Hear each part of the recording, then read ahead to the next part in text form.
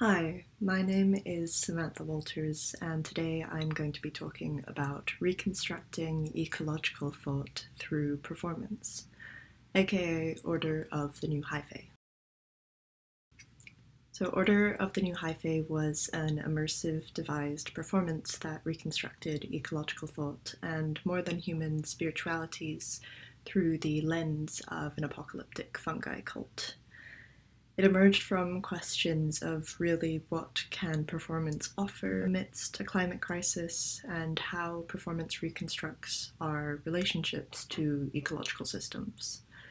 The show was less a practice in trying to be a recycling PSA, but more about divinating rot. The show draws influence from Timothy Morton's writings on dark ecology, a theory examining the radical uncanniness of climate consciousness. As they write, by traversing through panic, nihilism, and guilt, is there a kind of joy and ridiculousness of our current predicament that we can find?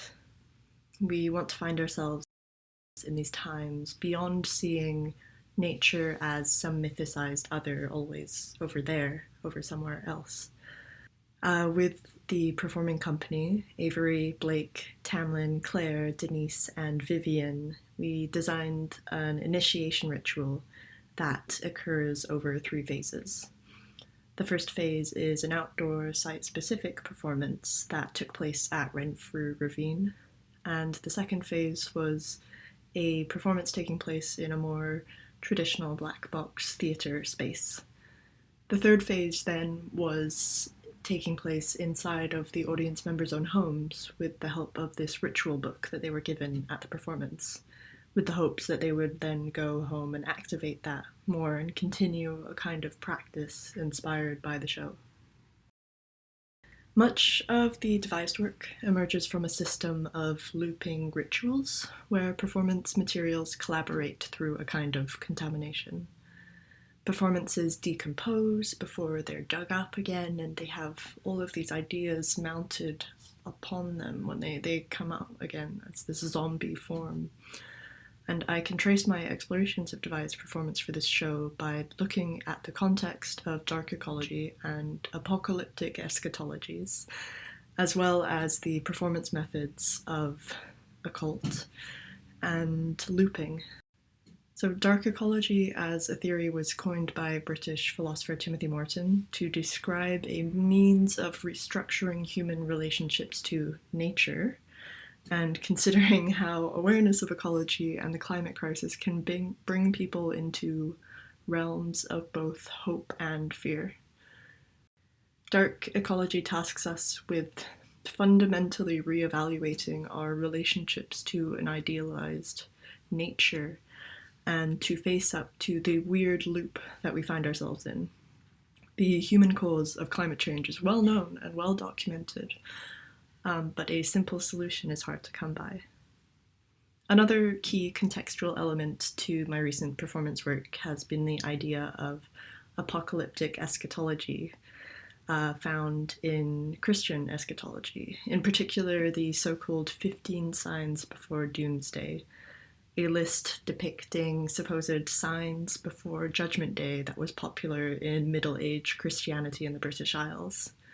The signs kind of vary from recognizable environmental phenomena such as the movements in water levels to increasingly surreal imagery of trees being filled with blood and the earth burning with water.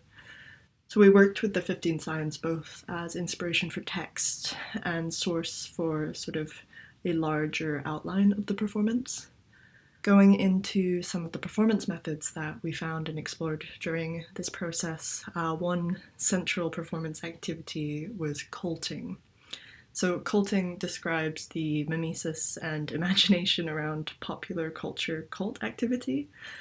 And this is really just coming from like, what do we think of when we think of cults? We think of dark robes, ritual making, choral speech, kind of woo-woo energy, or this sort of mystical, spooky physicality.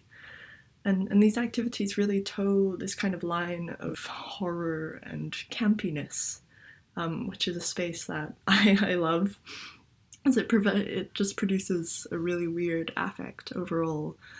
Combining with this culting aspect, we return to the ideas of loops as well.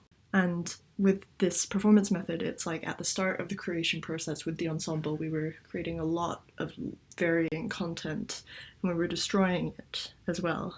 So the text was being written and movement created based on these thematic prompts and ideas informed by my research, and also just impulses that arose on the day. Then, when the time comes, as it does for theatre making, and deadlines arise, and the piece requires shaping, we picked out those ideas from the sort of compost heap of material that we had created. And a lot of these emerged in really sometimes unrecognizable ways. So we would start with a bunch of white fabric sheets that my ensemble had created a fermentation bath with, where they sort of waved it over you. And then those same white sheets are picked up and picked out and changed into a kind of ghost-like costume surface for projection.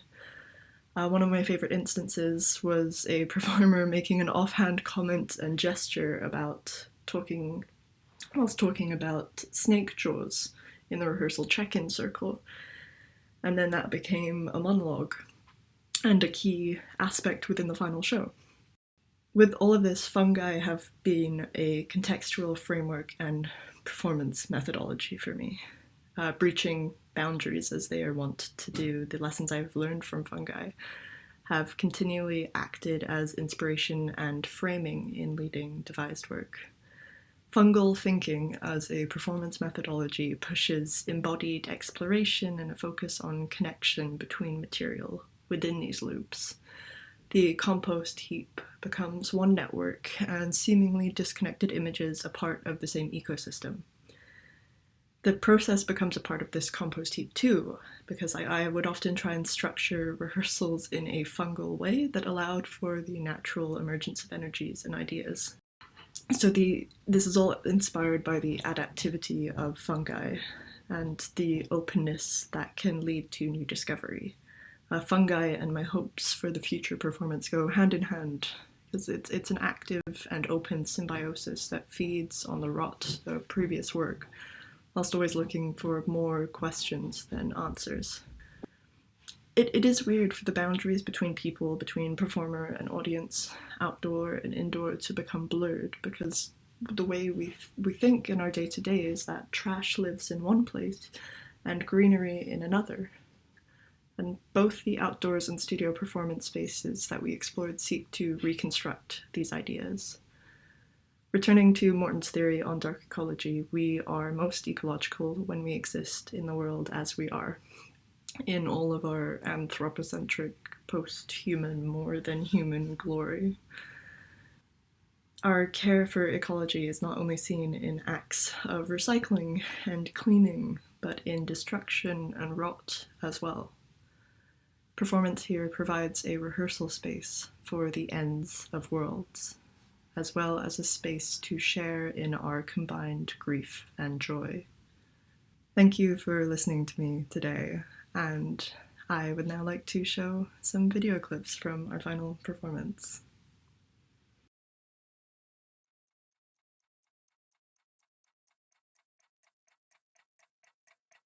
Time goes by so slowly.